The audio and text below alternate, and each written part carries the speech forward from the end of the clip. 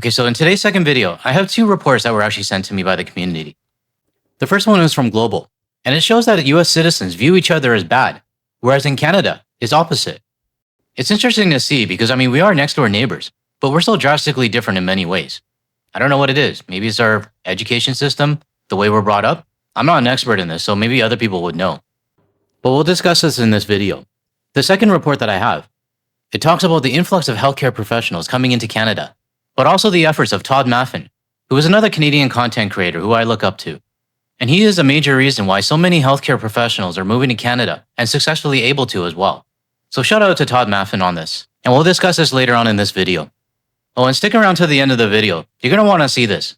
One of our viewers sent this over to me. It's a Facebook ad from some Tennessee tourism organization or something like that. And they did a promo to try to get people to visit Tennessee. And you can tell from the comments, it went horribly wrong. So I'm going to show the comments later on in this video. Okay, let's jump right into the first report. Canadians and Americans may live next door to each other, but their views of fellow citizens couldn't be further apart. I think we're nice. The thing that's striking about this survey is that we also think our neighbors are nice. I'm not sure if I agree with that. If I did the survey, I wouldn't say everyone in the US is nice. The US citizens who watch my channel, of course they're nice. They're awesome. The ones that send me emails with encouragement, they're awesome as well. And also the rest of the US citizens who understand that there is US exceptionalism going on, but they also understand that it's giving their country a really bad image around the world, and that they're not the best country on earth. We do still have plenty of friends in the United States, but unfortunately, in my opinion, it's still a very small portion. Because unfortunately, in the United States, there's a lot of people who are not nice. We can talk about the whole right, the US administration, the guy who left the note on my car saying, "Go back to effing Canada." All the US citizens who believe they're the best country in the world and look down on everybody else. And it's not necessarily just people on the right. There's people on the left that are doing this as well, and even in the Democratic Party. When it comes to morality, the vast majority of Canadians consider their fellow countrymen and women to be decent.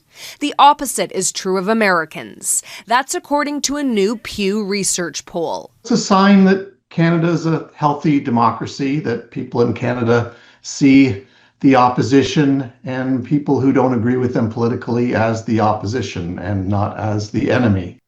Now, when it comes to the Canadian political parties, within my inner circle, it's a mix. I have some people who voted for NDP and some people voted for Liberals and also Conservatives as well. But within my inner circle, there's always a level of respect. We might have political party differences. We might agree on things, we might disagree on things. But just because we have political party differences and different stances on things, at least for me, it doesn't mean I'm going to cut them off. Well, to be fair and transparent, there is one friend that I had from high school. I totally cut him off because he went off the deep end. It wasn't just me. He cut off the entire group, and the entire group just went, what the fuck? But at least for me in my inner circle, we're not trying to push each other's beliefs on others. But what I'm trying to say, and this is just my opinion, for me at least, I don't see the divide as deep as it is in the United States.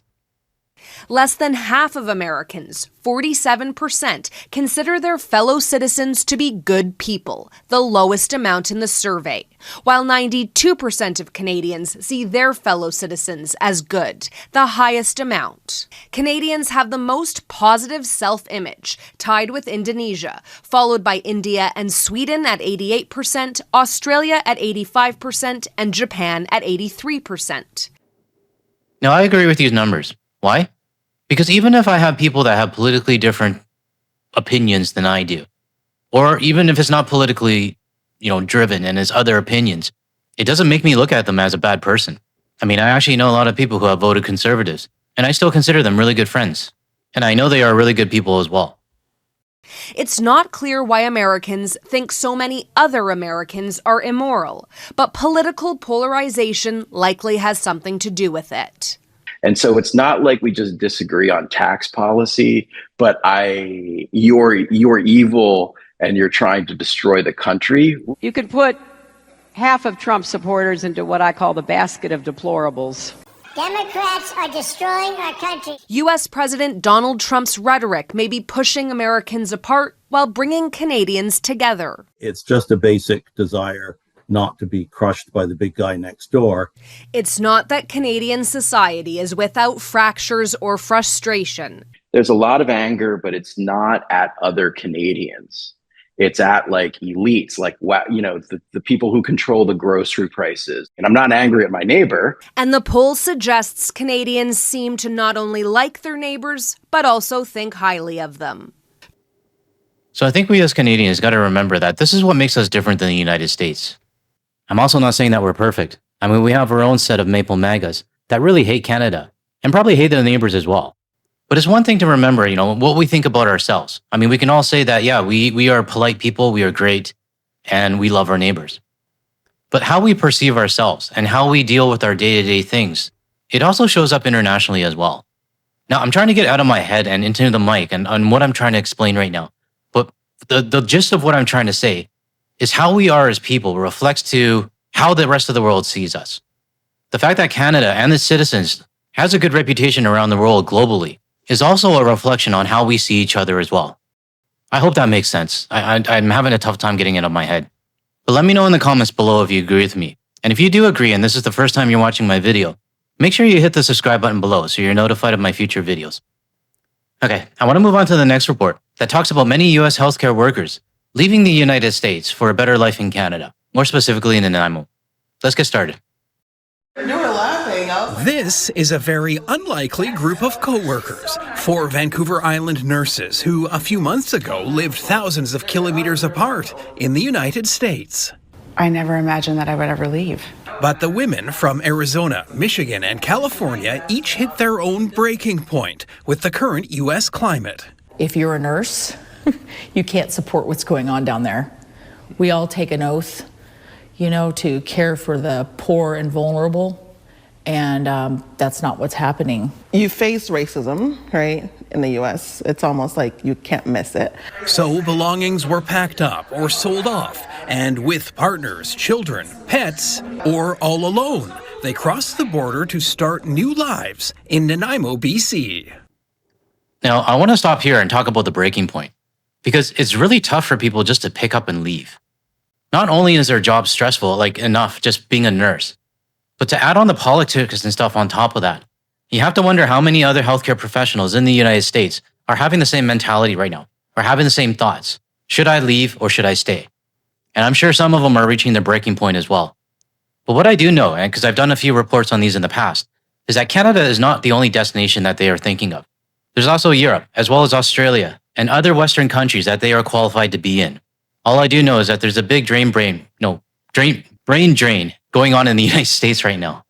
It's beautiful here. There's so many beautiful hikes and waterfalls. And they've been blown away by the reception from the community, including applause at the grocery store. Somebody's like, where did you come from? I'm like, oh, from the U.S. He's like, are you one of our nurses? I'm like, yeah. And the next thing, just a bunch of people started clapping.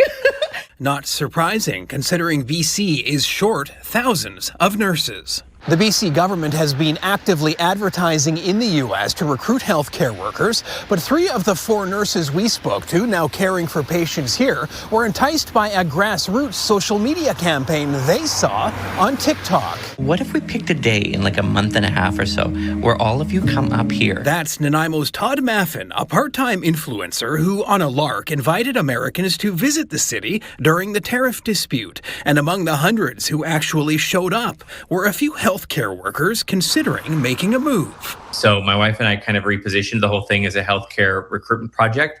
And I think we're past 40 nurses and doctors now that have passed through that program that are moving here or have already moved. His social media-based healthcare infusion movement has now expanded to cities across the country in search of more people like this. Oh, I'm already working on permanent residency. I belong to you guys now. My boys are old enough they can hop on a plane and come see me. Andrew Johnson, CTV News, Nanaimo, BC. Now, I want to take this time to actually thank Todd Maffin for what he has done for Canada. Not only have you filled a void in our Canadian healthcare sector, but you're also giving people in the United States a chance and an option to use their expertise and skills where it will be valued. As the days and months go by, and as the orange guy keeps doing stupid things, and not only that, as healthcare funding in the US starts to get eliminated, I have a feeling the brain drain in the United States is going to grow even more. So if you are in the GTL community and you're in the United States, in the healthcare sector, and you're actually considering moving to Canada to go somewhere where your expertise will be valued, I would highly suggest that you go check out Todd Maffin's channel. I've been trying to get him on a call for the last half a year, but I know he's a busy guy, because he definitely has a busier schedule than I do. But if you're not subscribed to Todd's channel, I'll leave a link in the description below. So go visit his channel and subscribe to him as well. Okay, last thing I want to talk about in this video. It looks like some company called Journeyscape. I think they're like a tourist marketing something in Tennessee. They did a promotion on Facebook, and their comments, let's just say it didn't go very well. But let me read out their ad. A deep south journey every music lover should experience, full of hidden gems, cultures, and unforgettable landscapes.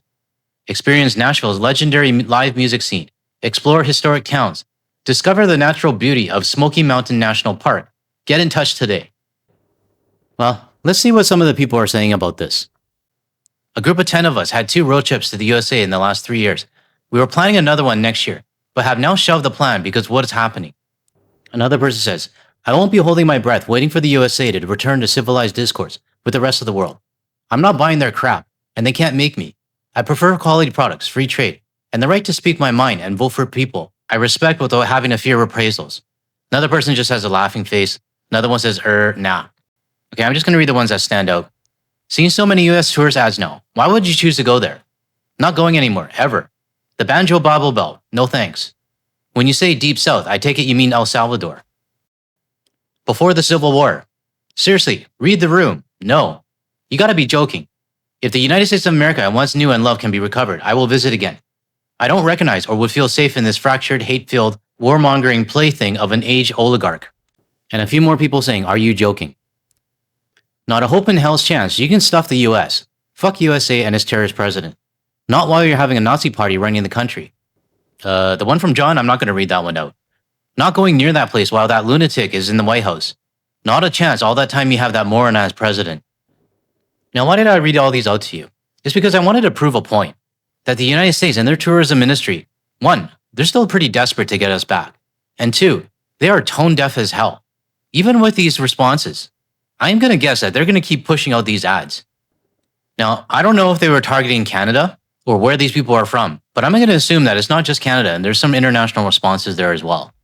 But collectively, we should continue to let the United States know that, hey, we're not going to come visit you anymore. Okay, that's all I got for today's video. Now I know some of you are probably wondering, hey, last 2 videos, I haven't heard the co-host. Well, here she is, passed out, for the whole duration of me creating 2 videos.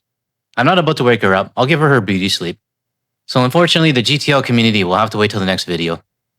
If you found any value in anything I said today, or you agree with anything I said, or you want to hear more from a Canadian and international perspective, without the US media bias, make sure you hit the like and subscribe button below. That way you're notified of my future videos. Thanks everyone, I'll catch you in the next one.